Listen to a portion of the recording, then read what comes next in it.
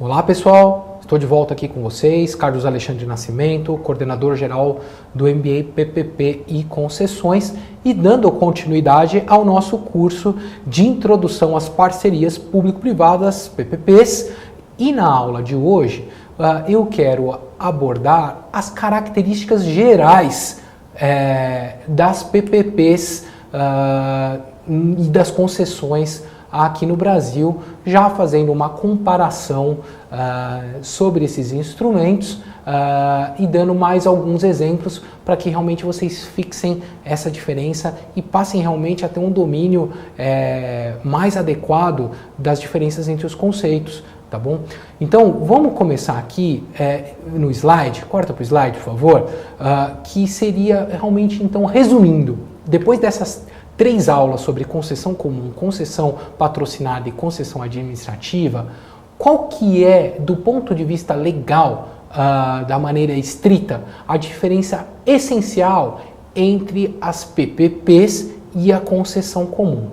A diferença fundamental é como se dá a remuneração do parceiro privado. Então, para efeitos de fixar esses conceitos, tenha sempre em mente como que se dá a remuneração do parceiro privado. Isso vai te facilitar identificar se aquele projeto se enquadra como uma concessão comum, uma concessão patrocinada ou uma concessão administrativa. Então, como nós vimos, e para resumir, na concessão comum, os recursos, a remuneração do privado vem exclusivamente por meio de tarifas pagas pelos usuários daquele serviço.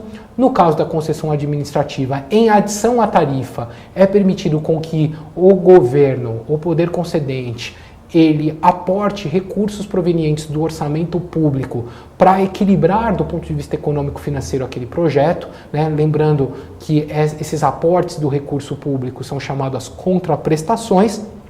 E no caso da concessão administrativa, a remuneração do setor privado, do parceiro privado, ela vem exclusivamente de aportes de contraprestações por parte do setor público. E eu espero que a essa altura do campeonato, e até peço desculpas se fui muito repetitivo em alguns momentos, mas que esses conceitos estejam muito claros para vocês, porque com certeza, se vocês pelo menos entenderem bem esses conceitos, vocês já estarão aptos a analisarem melhor o que vocês fazem de leitura na mídia, né, das informações que vocês recebem por meio da mídia, ou dos debates que possam se colocar num momento em que tem se discutido muito as PPPs e as concessões no Brasil, os programas de desestatização. Vocês vão poder realmente ver se aquilo que está falando que está sendo apresentado em um programa, quais são as modalidades mais adequadas ou que estarão sendo implementadas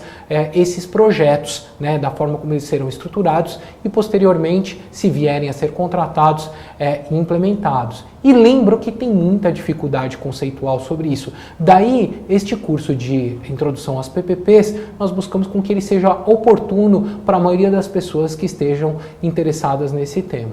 E o que também é importante ficar na cabeça de vocês é que tanto a concessão comum, quanto a concessão patrocinada, quanto a concessão administrativa, elas podem ser consideradas formas de parceria público-privada em seu sentido mais amplo, como nós vimos em aulas anteriores. Eu gostaria aqui também de passar algumas definições que estão presentes na lei das PPPs e que podem esclarecer algumas dúvidas que vocês podem ter. Então, uma primeira pergunta é a seguinte: quem pode celebrar uma parceria público-privada? Ou seja, quem pode fazer uma PPP? Quem pode celebrar uma PPP são todos os órgãos da administração pública direta, fundos especiais, autarquias, fundações públicas, empresas públicas, sociedades de economia mista e demais entidades controladas direta ou indiretamente pela União, pelos estados, pelo Distrito Federal e pelos municípios. Corta para mim, por favor. A gente pode ver, por essa definição legal de quem pode fazer PPP, que a lei de PPPs permite que realmente qualquer ente da federação E dentro de qualquer ente dessa federação, diversas possibilidades, seja pela administração direta, pela administração indireta, sociedades de economia mista, ou seja, se permite um leque variado de opções para que realmente se implemente projetos com esse recorte.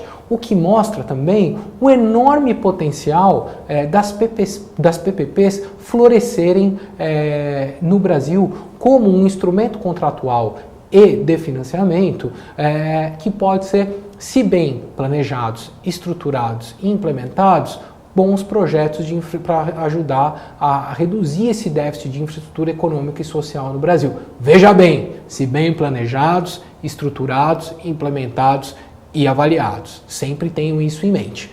Vamos voltar aqui para os outros exemplos. O próximo slide traz duas perguntas. Qual que é o valor mínimo e qual a duração de um contrato de PPP? Então, do ponto de vista de valor mínimo, é proibida a celebração de um contrato de PPP cujo valor seja inferior a 20 milhões de reais. Então isso é muito importante ter em mente, porque não dá para fazer PPP para projetos de pequeno valor, qualquer valor. Tem que obedecer à definição legal da lei de PPPs, ou seja, o contrato de PPP tem que ter um valor de 20 milhões de reais ou mais, para que ele possa se enquadrar nesta modalidade. Existe alguma discussão, que não vai ser fruto desta aula, mas como se dimensiona a fonte para determinar o valor do contrato total, né? Mas é importante ter em mente que a partir de 20 milhões de reais. E, além disso, do ponto de vista da duração de um contrato de PPP, os contratos de PPP eles podem ser celebrados para uma duração mínima de 5 anos e máxima de 35 anos. Ou seja, não dá para fazer PPP com menos de 5 anos e não dá para fazer PPP estricto sensu pela legislação brasileira para prazos superiores a 35 anos. Como já dito anteriormente, no caso das concessões comuns, não há um prazo determinado, assim como na lei das PPPs. Isso não significa dizer que se pode fazer um contrato de concessão comum por prazo indeterminado. Você vai lá e define um contrato de concessão comum de 25 anos, de 40 anos, de 50 anos. Você tem que dimensionar o tamanho desse contrato de concessão comum. Aqui eu vou deixar para vocês, esse até é um material que foi elaborado no âmbito do MBA de PPP e concessões, que é um quadro comparativo com os principais pontos que diferenciam, as principais características que diferenciam concessão comum, concessão administrativa e concessão patrocinada. E passa por ele ali essas distinções para valor do contrato, para prazo, para como se dá a remuneração da concessionária, como os recursos são pagos diretamente pela administração, como se dá essa questão de ter tarifa paga pelo usuário final ou não, os riscos, como se deve dar a repartição dos riscos, a matriz de riscos no âmbito desses projetos e, além disso, essa discussão que é muito importante, que é das garantias, né? E eu fico apenas nessa última linha, mas para dizer que a garantia dada pelo setor público para o setor privado é uma das demandas mais exigidas pelo setor privado, para garantir com que aqueles pagamentos que sejam realmente assumidos, os compromissos assumidos pelo governo sejam de fato realizados, mas quando por algum motivo houver algum default ou o governo não pagar, tenham mecanismos de garantia para que o privado não saia prejudicado. E esse é um ponto importante, porque ter garantias robustas tem sido uma das grandes exigências para que esses projetos realmente vão ao mercado e sejam contratados. No caso das PPPs, a legislação diz que é recomendável que se tenha garantias, mas na prática todos exigem garantia, né? E no caso da concessão comum, nesse caso não se aplica porque não tem nenhum aporte público proveniente para remunerar o investimento do setor privado. E aqui alguns exemplos de modalidade de concessão por setor de infraestrutura, né? Vocês podem ver isso com mais calma, mas aqui só para pegar alguns exemplos, Ali no setor tradicional de infraestrutura econômica, você vê ali que metrô, mobilidade urbana, os projetos muitas vezes são feitos por PPP patrocinada por conta do tamanho desses projetos. No caso de saneamento de água e esgoto, você pode ter concessão comum, PPP patrocinada, mas veja, notem isso que eu já disse anteriormente, no caso de PPPs sociais, né, de infraestrutura social, hospital, creche, escola, presídio, normalmente é tudo concessão administrativa porque os recursos vêm essencialmente do setor privado, do setor público, do orçamento público. Então aqui nós concluímos também esta aula das características gerais das PPPs e das concessões, essa comparação, corta aqui para mim, eu espero que tenha dado mais robustez também às explicações iniciais já dadas no âmbito desse curso de introdução às PPPs. Espero que vocês estejam aprendendo bastante e nos vemos ainda em breve. Muito obrigado.